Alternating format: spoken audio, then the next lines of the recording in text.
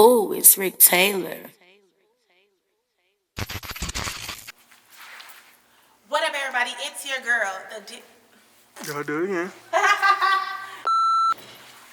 What's up, everybody? It's your girl. Oh, fuck.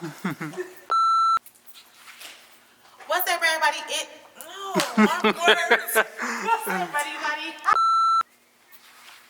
What up, everybody? It's your girl, TikTok sensation, Dance Fever, the one with the biggest personality of them all. Kennaye, checking in with Rap Draft.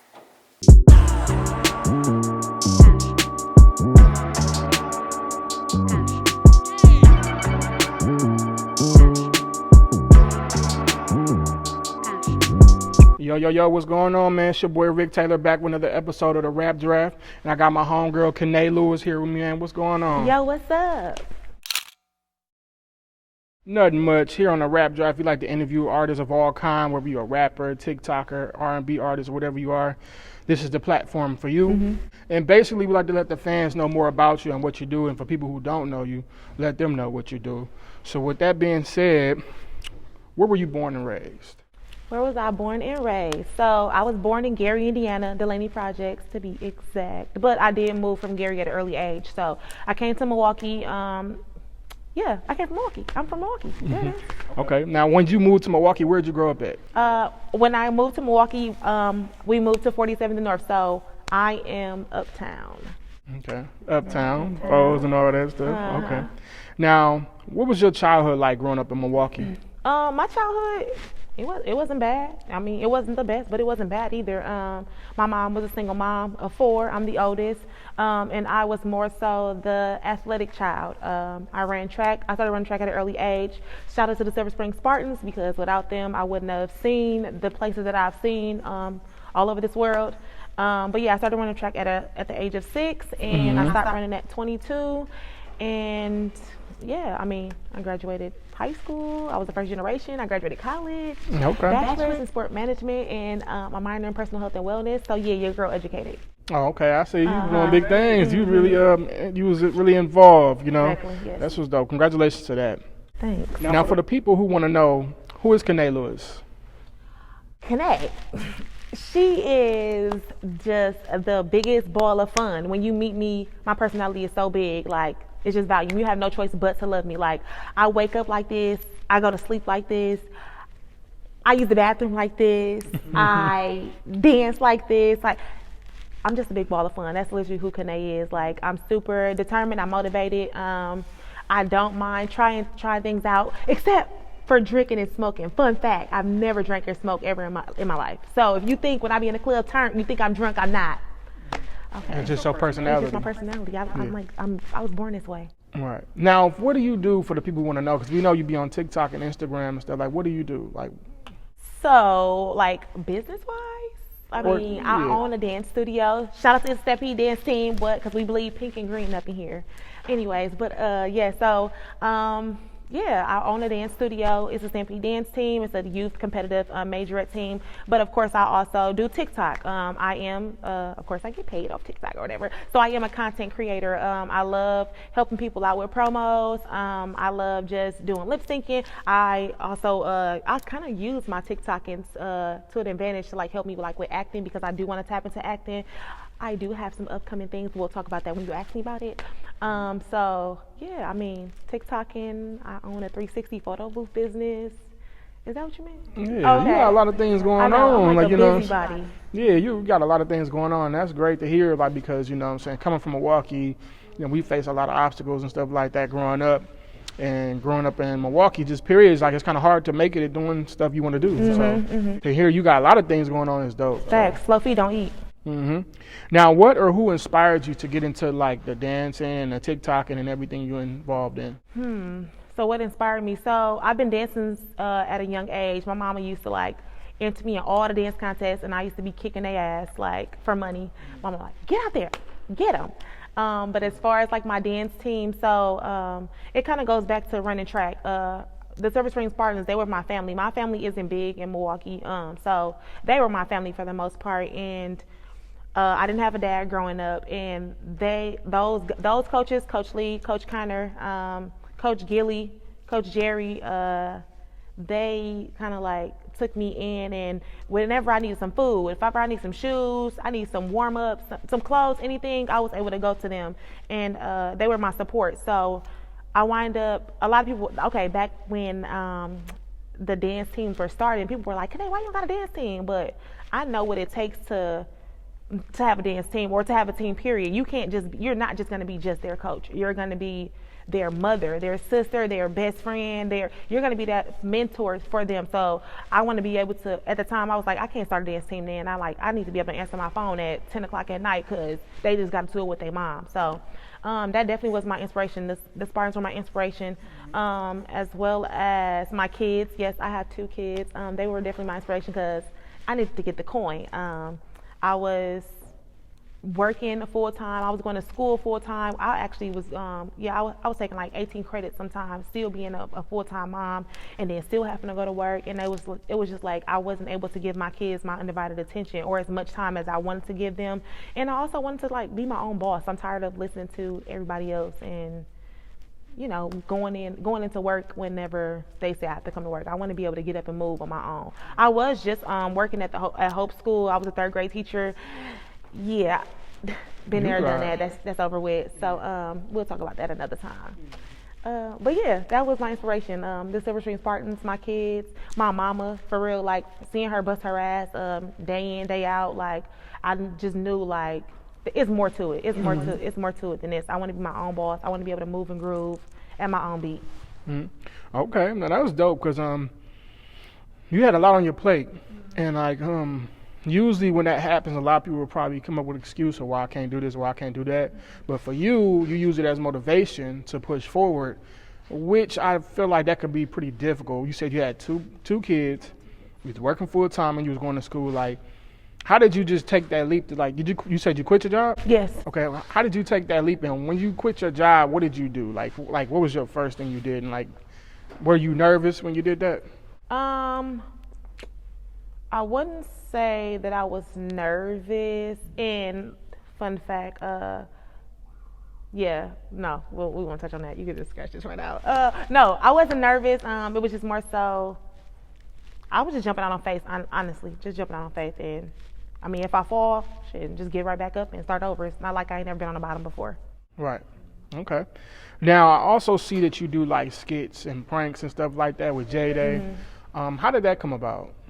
Okay, so shout out to JayDay and B. Jones and My Brothers for Life. So we do have a big project coming up, and they hit me and they were just like, who can fill this role? And of course they thought of me, the one and only. And then after that project that we do have coming, I wish I could tell you all about it, but just stay tuned, please. Just tap in with us, tap in with me. It was just more so like, hey, Kennaye, what you doing today? Let's go do this, or let's go do this in the mall, or let's go do this prank. And they also see me like grinding with my TikToks, and they like, you know, Kennaye, we see you grinding, trying to put them numbers up, you know, let's collab. We can always collab, and that can help too. So it just went from there. Now, when y'all do those pranks and stuff like that, them be like really like random people? Those are really random people. Wow. Like, okay, so just randomly, because you just asked that. So Big Mike, we were in Walmart, and Big Mike almost like he almost got like bamboozled. This man was about to charge Big Mike up. So no, those be real. That's real. Yeah. So I was gonna ask you, since I like how you just mentioned that like somebody's about to charge Big Mike. I was gonna ask you, do you guys ever be nervous when y'all do that because y'all don't know what the outcome is gonna be because somebody don't know y'all pranking them or playing? Like you be nervous when that happens? Yeah, I do. Like the first time or the second time, I do be nervous, but after that, it's just like, fuck it. It is what it is. If we gonna get it, if we gonna tussle, then we gonna tussle. It's just a prank. All right. Okay. So. Okay, I'm just kidding, y'all.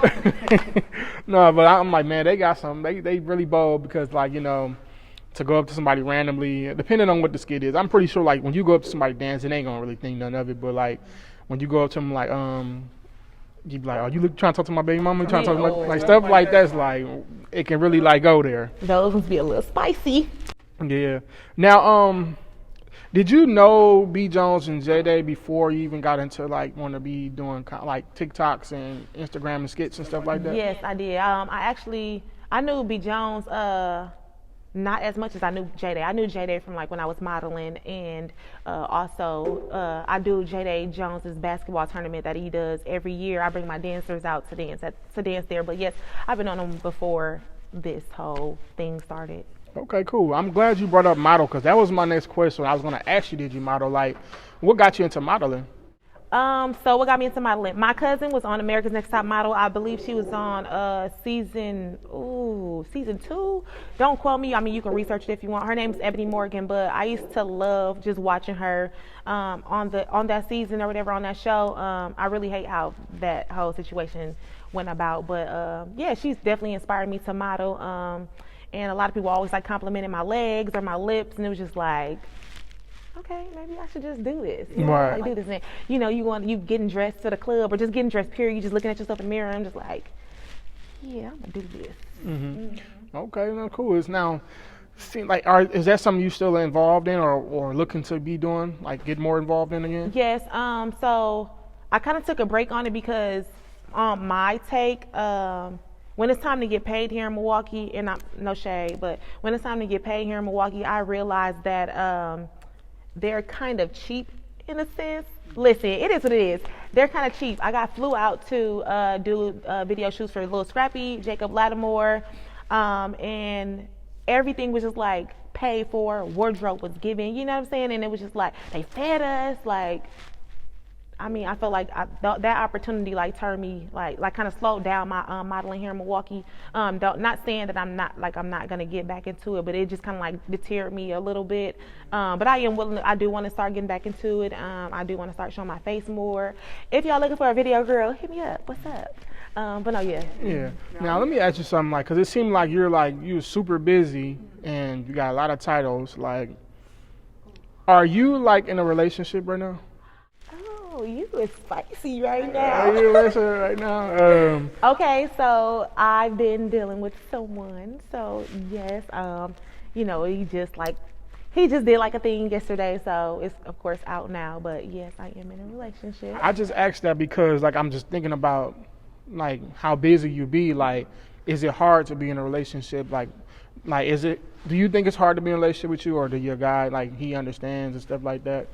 No, I don't think it's hard to be in a relationship with me. I feel like you make time for what you want to make time for, and that's just it. Like you make time for what you want time for. Okay. Yeah. And if we you understand. I understand what he do. He understands what I do. Right. And I was gonna ask you that. I don't know if this is your guy or not, but I was gonna ask you because I seen a video and I seen you is spicy. I seen you riding with your rapper, Baby J, TrappnAzz. Is that your guy? Ooh, you spicy. Okay, is that your guy? Ooh, You know, Rick. just Okay. asking questions. You know. That's all. So, yes, he's my guy. Oh, congratulations to y'all. You know, for sure.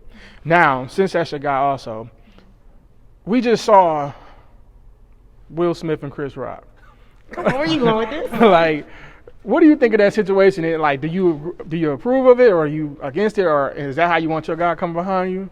Period. Because listen, at this point, I mean, true enough, Chris Rock is a comedian, and I mean, Will is an actor. But I just feel like the Oscars, there's a time and a place for everything. Yes, people are saying, oh, that's a time and a place for Will to have addressed that situation. And then they're also saying like, oh, Will was laughing at first. Yeah, of course, he's a comedian himself. So of course the joke was good. Don't listen, we ain't taking from it that the joke was good, but I think it was just more so the fact that when he looked over at Jada, he realized like, damn, she didn't like this joke. That really like did something to my wife. And as him being the husband and the protector, I feel like shit, he just stepped, and that's just what it is. Like, so I'm with it.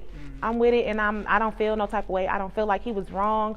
I feel like he did what he had to do, and I feel like Chris Rock, you never play like joke about nobody's health issues, like especially a woman's hair. Come on, man, don't play with a woman's hair. Right, and it's crazy because a lot of people was like, you know, getting at him because they're like, you know, he out of all people he should know because he did a movie called Good Hair. He definitely did he did a movie on Good Hair. So at the Oscars, like I could see if it was a comedy show. If it was a comedy show, Jada, bitch, chuck it up. Right. Listen, it's funny.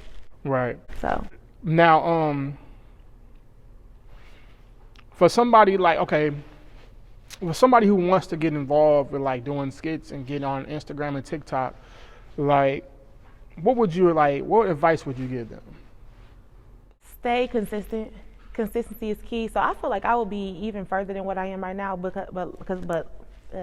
I would have been further than what I am. But I kind of wasn't consistent at all. I was kind of like doing it here and there. I did have a few distractions, but I'm focused now. So therefore, once I realized I got focused, it was just like, okay, Kennaye, they tuning in. Right. So stay consistent. Also, make sure y'all double checking them videos because sometimes the lips don't be adding up and the lighting be weak. Like, look at your lighting. Make sure your lips are adding up. I mean, don't get me wrong. I do know Facebook be like delaying your videos and stuff. So Facebook, yeah, but just make sure that the stuff will look right. Yeah. Okay. Well, cool. Like, and not to be too much in your business when I ask this question, like, do you think, like, by you right now in your space of what you got going on with TikTok, do you think that is enough? Like, you can just live off of doing TikTok right now if you wanted to? Hell no. No. So basically, is it what people think it is? Like, is it like, you know how YouTube say like, it's not. I mean, it's not. And I mean, right now I'm only at almost 80,000 followers. Like, so of course my pay range is gonna differ from somebody who like Big Mike. His pay range is gonna be probably way more than mine because he has like 2 million followers. So, and then of course it also depends on your views. It depends on how many followers you got. Yeah, it just depends on how many people is checking in with you. Yeah, but I definitely couldn't live off of it. Not right now. Right. So is it like a situation like YouTube? They say like, you know, you gotta have a certain amount of, at least like, okay, for example, YouTube, you gotta have like 1,000 subscribers before you even think about getting some money. And then even like to see big money, like you gotta get like in the 100,000s and stuff like that. It's definitely something like that. So for TikTok, you have to have over 10,000 followers before you're able to be monetized. And then after that, it's like after so many views, then you start seeing the coin. Okay. All right, cool. Well, you know, people who out there listening, make sure y'all, you know, tap in and understand that it ain't what you think and you got to do your research. And please reach out. I'm all for collabing. Like, I just want to say really quick, when I went to Miami just this past weekend, when I tell you those TikTokers and content creators are working together, it's amazing. And I don't understand why Milwaukee can't be that way. It almost seems like everybody is like for themselves, or maybe people are shy, or maybe they're scared to reach out. But please reach out to me because I'm not even like that. Right. Okay, cool. Well, I got 2 more questions for you. Just seeing what kind of person you is after meeting you, like your energy is everything and you're very humble and I like that. Would you do Wildin' Out? Hell yes, I will. Nick Cannon, let's go. Right. I'm your girl. Right. Because I can definitely see you doing Wildin' Out, like, you know, you, JayDay, B. Jones. I can see all y'all doing Wildin' Out, and you got the energy for it. Like, I definitely would do Wildin' Out. Yep. And I just told Eda Black yesterday. That's my nigga. Shout out Eda Black. I interviewed him yesterday, and I told him the same thing, his energy. Like, so the same thing I told him, I'm going to tell you, like, your energy along with your talent, I feel like it's going to lead you into doors and positions that you probably wouldn't even imagine. Just because your energy and your vibe alone. I appreciate it. You're welcome. So keep up the good work. Thanks. You're welcome. Now, my final question, I feel like you kind of tapped in on this a little bit. What's next? I know you said you couldn't too much talk about the movie thing, but you know. So I do have something coming up with Netflix. Like I said, I can't really talk about it too much because we have a contract. You can't talk about it, blah, blah, blah. But stay tuned. Like I said, as soon as I'm able to talk about it, I'm going to be talking about it on all platforms. I do also have a project coming out.